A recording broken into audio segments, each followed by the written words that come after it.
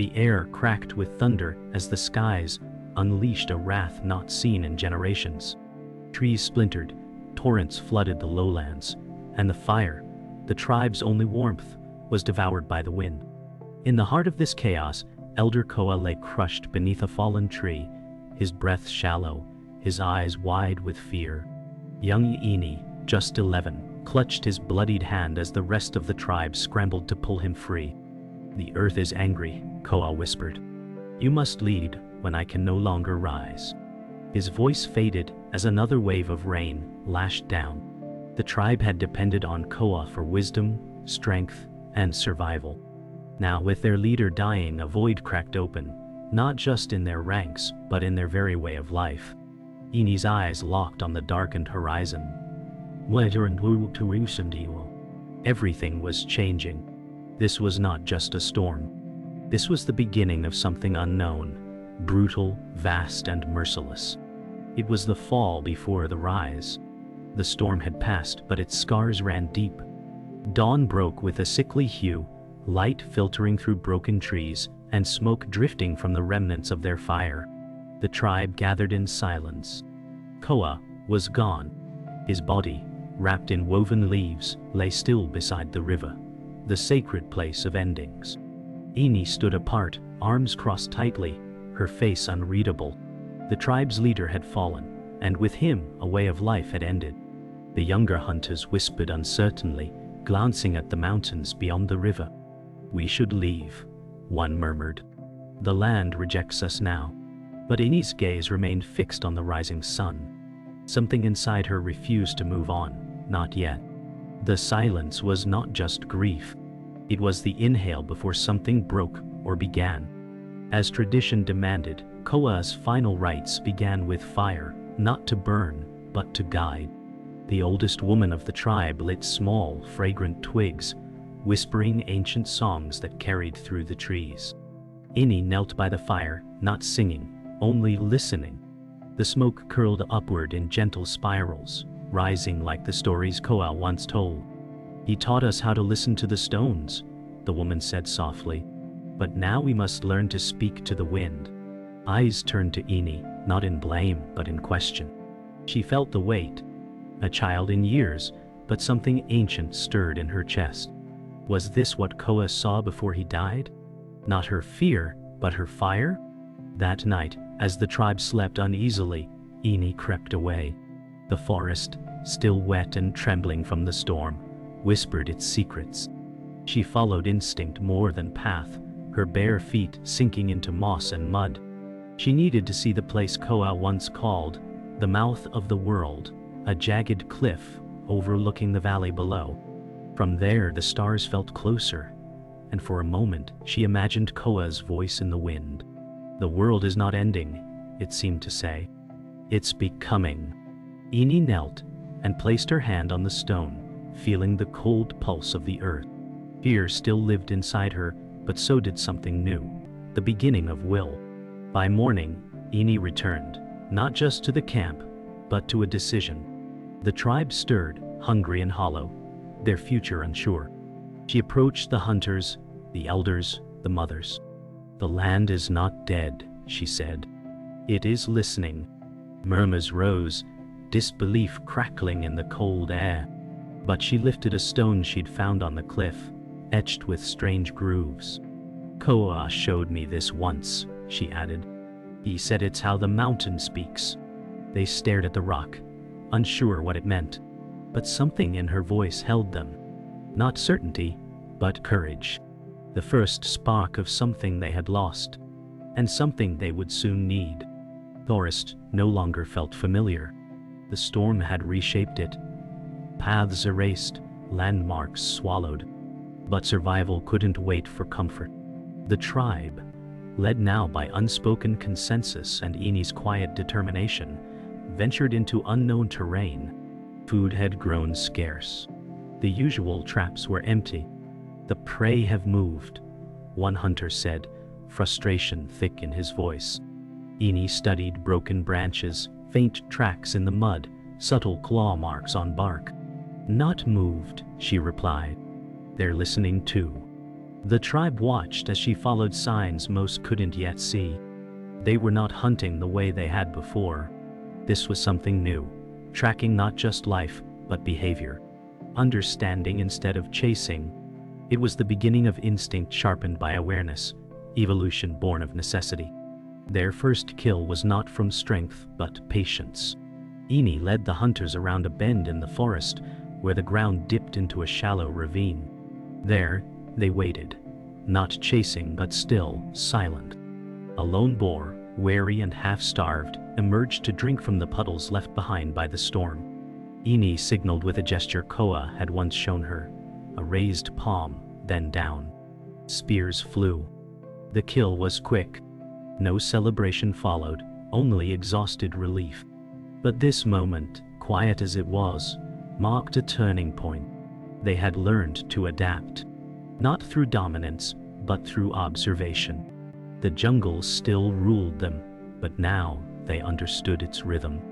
The tribe feasted that night, not just on meat, but on the fragile beginnings of trust, in each other, and in Ini.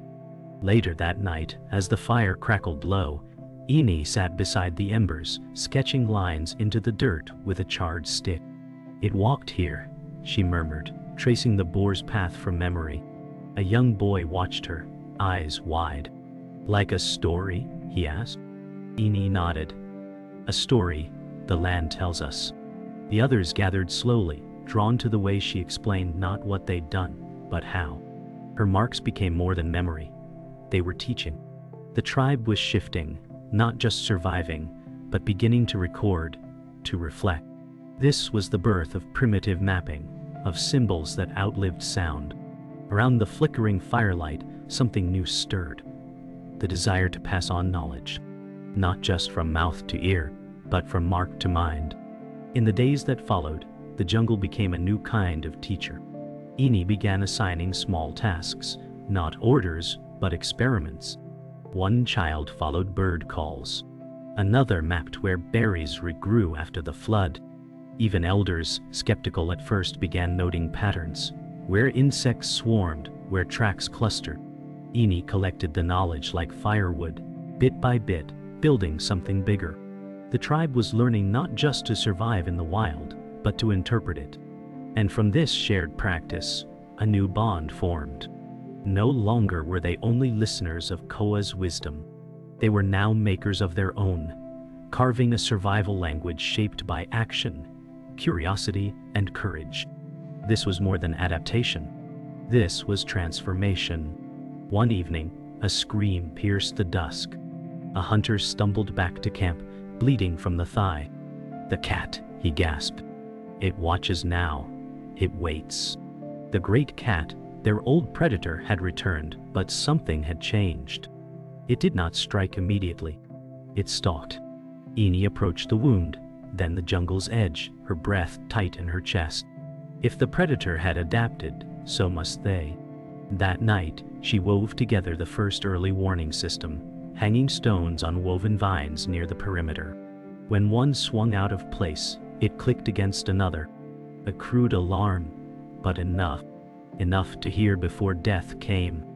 That night, they all slept, lightly, nervously, with one ear open. Fear no longer ruled them. Awareness did. The nights grew colder. Game became scarcer. The tribe pressed deeper into the unknown woods. On the third day, they stumbled into a glade blackened by lightning, where only ash and silence remained. Yet Ini's eyes widened. At the base of a scorched tree, a faint glow flickered. "Embers. It lives," she whispered. Koa had once warned them of fire's wrath, but now, it offered more than fear, it offered hope. Carefully, she cradled a burning stick in bark and moss. The others watched in awe, wary but mesmerized. Fire had always been a destroyer. But what if it could be tamed?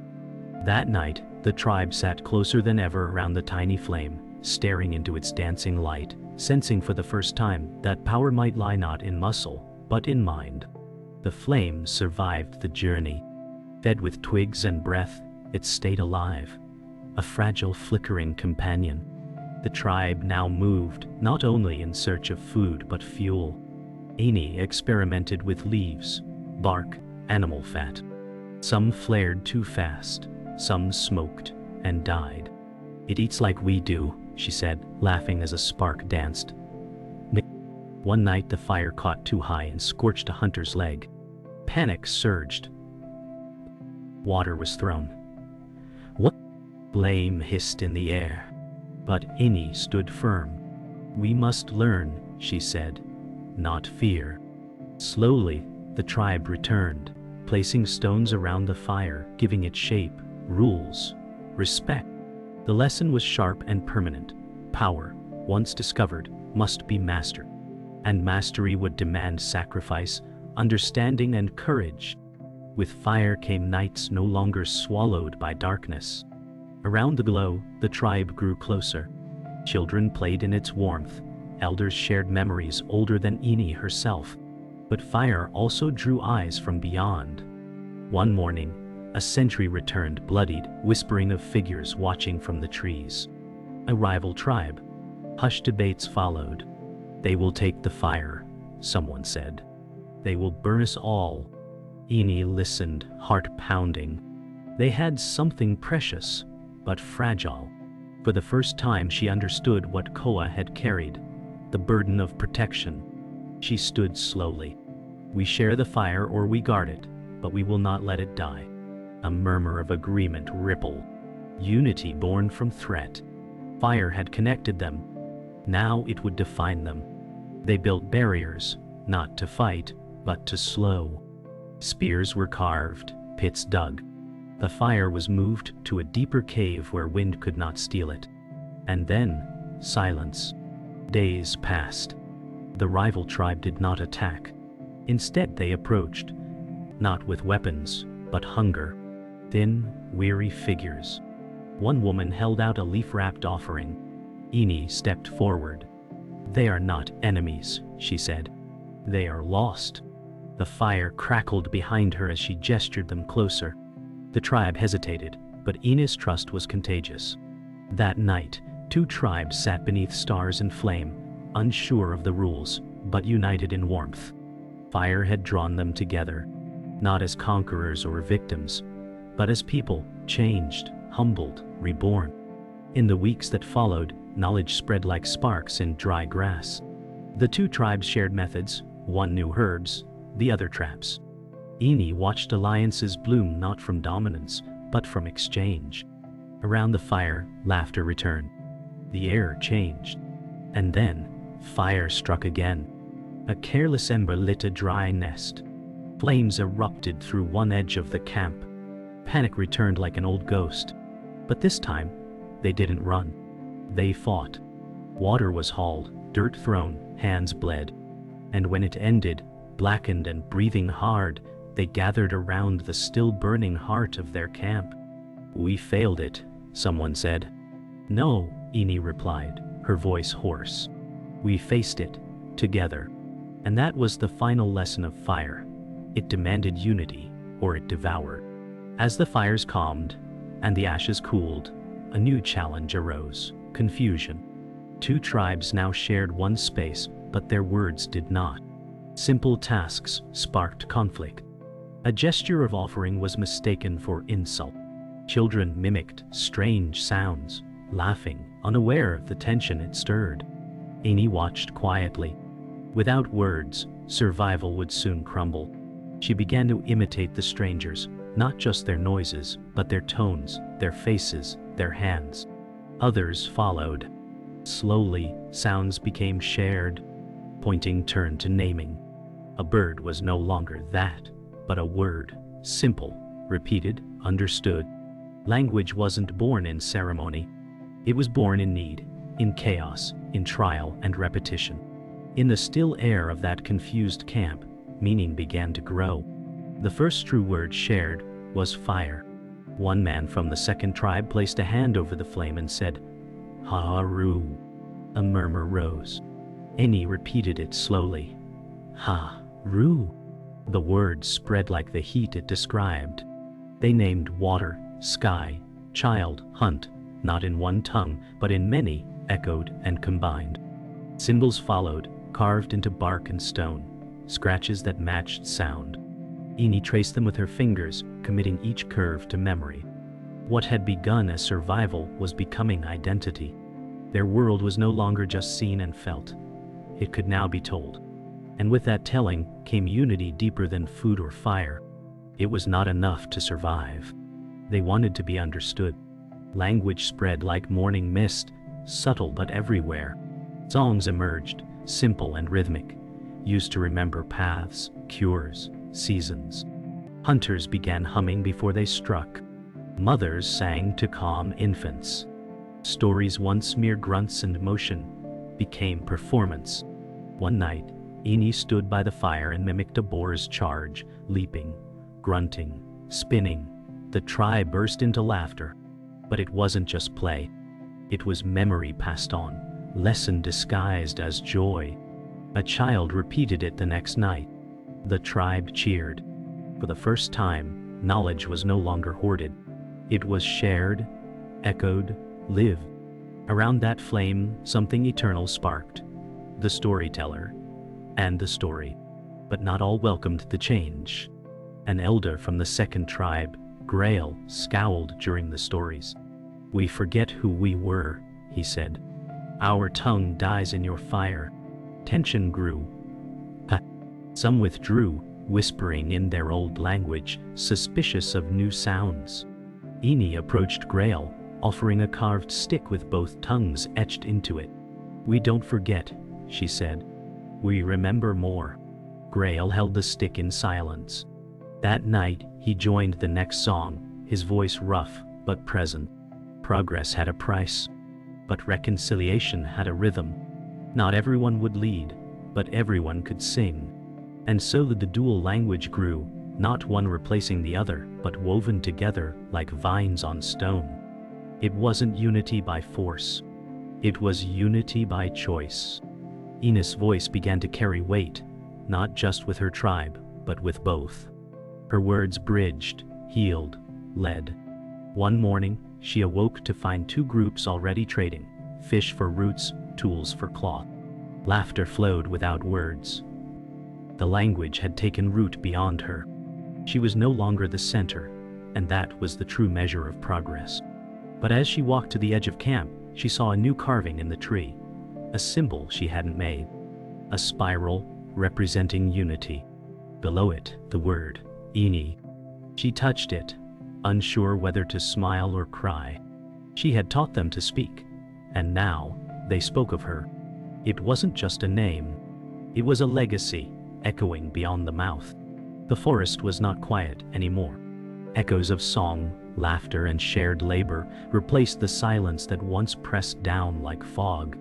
But beneath that hum of life, a shift stirred. Tools grew sharper. Designs became more deliberate. Stone blades now had grooves for grip. Nets were woven tighter. Children shaped clay into forms mimicking animals. Eni sat with a group of youths, showing how to shape bone into a hook. "Think like the fish," she said, "not the hunter." These were not accidents of survival. They were choices, ideas formed and refined. The mind, once reactive, was now proactive. The tribe was no longer simply reacting to the world. They were reshaping it. And in that act of creation, something entirely new was born: innovation. One day, a boy carved a deer from soft wood and left it by the fire. When Eni picked it up, she felt something strange, not function but meaning. "Why?" she asked. The boy shrugged. It felt right. That evening, she gathered everyone. "Look at what we've made," she said. The object passed from hand to hand, drawing smiles, questions, memories. It wasn't needed. It wasn't useful, but it mattered. The deer became a symbol of luck, of the hunt, of spirit. They began to carve more: faces, animals, sun shapes. For the first time, their hands created not for hunger or shelter, but for beauty. They were not only surviving, they were expressing. Art had emerged, not from luxury but from longing. The longing to leave a mark.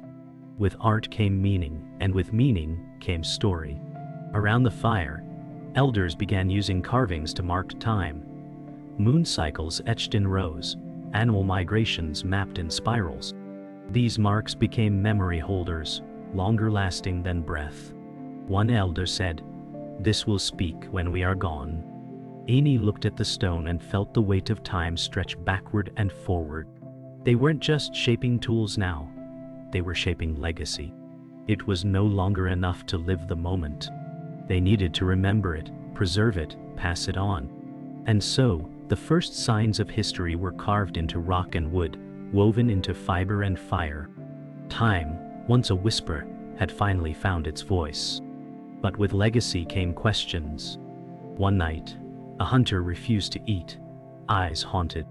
"Why do we live?" he asked. "To die in fire? To fear the next storm?" No one answered. Even Eni was silent. But the next day, she led them to the cliff, the mouth of the world. "We die," she said, "but we leave behind fire, story, art. We are not the storm. We are the memory after it." The tribe stood quietly, staring into the vast valley below, wind brushing their faces. Some wept, some smiled. In that silence, they felt something that could not be carved or sung. It was the first glimpse of belief that their lives had purpose beyond survival, that they meant something, even if they didn't know what. That night, as the stars blanketed the sky, the two oldest members of the tribe approached Eni. "You see what others do not," one said. "But you do not lead like Koa did." Eni lowered her eyes. "I don't want to lead. I want us to rise together." They nodded. "Then rise we shall." A circle was drawn. In its center a stone, not for power, but for voice. Anyone who held it could speak, decide, question. Eni stepped back, letting a younger girl place her hand on it first. The fire behind them roared gently, no longer just for heat, but for light. Not everyone understood the shift, but they felt it. Leadership was no longer command. It was shared vision. The rise of the mind had become the rise of the many. As seasons changed, so did the tribe's shape. New faces arrived, travelers drawn by firelight, trade, and rumor. But not all arrivals came in peace. One morning, 3 strangers emerged from the mist, cloaked in silence, eyes sharp-eyed.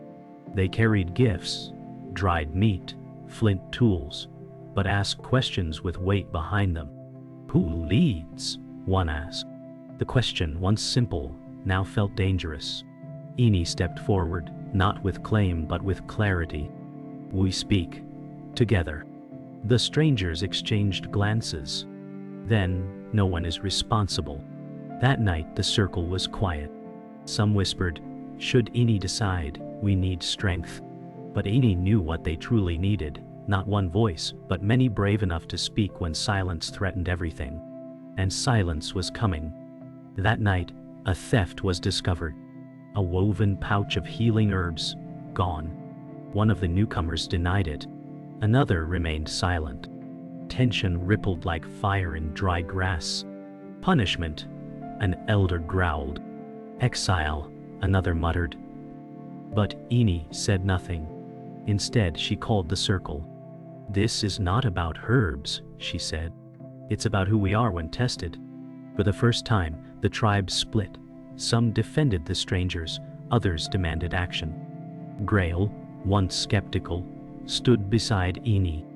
"If we turn on one another, the fire dies." That no songs were sung. Only fire crackled. The cost of community had arrived, not from outside, but from within. And no story had taught them what to do next. By dawn the decision had been made, not punishment, but choice. Eni invited the accused to speak. One finally did. A boy barely older than her, voice shaking. "We ran from a place where strength ruled. We saw your fire, thought, maybe different." He wept. And with him something broke, not guilt but fear. Eni offered him the talking stone. Hesitant, he took it. I want to stay." And so he stayed. Not because he was forgiven, but because he was understood. The others followed suit. Justice had not been about vengeance. It had been about truth, even when truth was raw and unpolished. And from that moment, trust became more than shared meals or songs. It became choice, deliberate, repeated, human. But the wound of division had not fully healed. Whispers grew. Innie was too gentle, too young. Some said she led from the heart, not the head. And then came the break. A group of hunters, strong, skilled, packed quietly, and left before sunrise. They left no message, only the fire untouched. Innie watched their footprints vanish into the brush. "They'll survive," Grail said. "But not grow." Her silence answered him. That night, the fire burned lower. A chill ran through the camp. Leadership had its limits, and not every mind could be reached. That pain settled in Ina's chest, not anger, not failure, but grief. The grief of losing people, not to death, but to fear. A grief leaders never name, but always carry. Days later, a storm returned. Not like the one that began everything. Smaller, but relentless. As the camp fought to secure their shelters, a tree cracked and fell near the fire pit. This time, no one panicked. They moved as one, hauling branches, covering embers, securing children. Innie shouted commands, not alone but with others echoing her words. When the storm passed, the fire was still alive. The camp, bruised but unbroken. Around that flame, Innie looked at them, tired, scarred, changed. "This is how we survive," she said. "Not through might, but through choice, through voice." They didn't cheer. They didn't need to. They just reached for each other. The storm had tested them again, and this time they'd held. Smoke rose from a distant ridge. Not theirs. Another fire, larger, angrier. Scouts returned breathless. A new tribe. Armed. Marching. They came with fire not for warmth, but for war. A test greater than any before. "They do not speak," the scouts said. "Only take." The council gathered. Some wanted to flee. Others wanted to fight. Innie remained silent, watching the flames grow brighter across the sky. Finally, she stood. "We do not run, and we do not conquer. We stand, we speak. And if they strike, we do not vanish, we remain." Her voice was not loud. It didn't need to be. It was steady, rooted. This was not the child who knelt by Koa's side. This was the voice of a people who had learned how to live together. They prepared, not for slaughter, but survival. Traps were set not to kill, but to delay. Signals were agreed upon. Sounds of birds, snaps of branches, calls passed through the trees. Elders carved symbols of warning on nearby stones. Children were hidden in caves, guarded by the quietest hunters. And in the center of it all, the fire was moved again. Deeper, more sacred. Innie walked through the camp without orders, only presence. Eyes followed her, hearts steadied. She whispered to a girl weaving vines, "You are part of this too." And the girl nodded, her hands tightening on the rope. They did not wait for war. They prepared for legacy. Because some battles are not about defeating. They are about surviving without becoming what you fear. The enemy came at dusk. Shadows first. Then feet. Then fire. But when they reached the camp, they found no battle line, only silence. Confusion spread.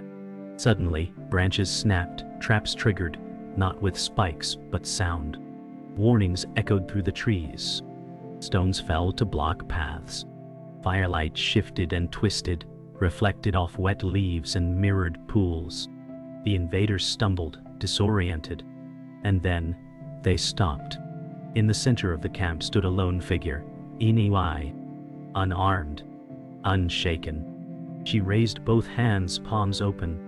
"This fire is not yours to take, but it is not ours to hoard." The invaders paused. One lowered his weapon, not because of strength, but because of story, of voice. And in that stillness, violence blinked. The would-be attackers withdrew, not in defeat, but in uncertainty. Any never learned their names. But that night, no one slept. Around the fire, stories were spoken in reverent tones. They came and left, someone said. Because we stood. Grail added, because we were ready to be more than muscle. Ini remained silent, gazing into the flame. She didn't feel victorious. She felt humble. Power had not come from force. It had come from restraint, from unity, from voice. This was the lesson Koa could never finish teaching. And now, it was theirs. The tribe had faced its greatest test and had chosen not to become the monster it feared. A new kind of survival had been born, one that could outlive the storm. The next morning, as mist rolled over the valley, Ini walked alone to the cliff's edge, the mouth of the world. She looked down, not in fear, but in wonder. Behind her, the camp stirred to life. Children's laughter mingled with birdsong. Sparks from a rekindled fire rose into the dawn. The world had not ended. It had become. From stone to fire, silence to language, survival to soul. They had crossed an invisible line. Ini placed her hand on the same rock she had touched seasons ago. But now, she carved her own mark beside Koa's faded ones. Not for glory, for memory. A spiral, a flame, a name. The dawn of humanity wasn't a moment of thunder. It was a quiet, steady breath, and it had begun.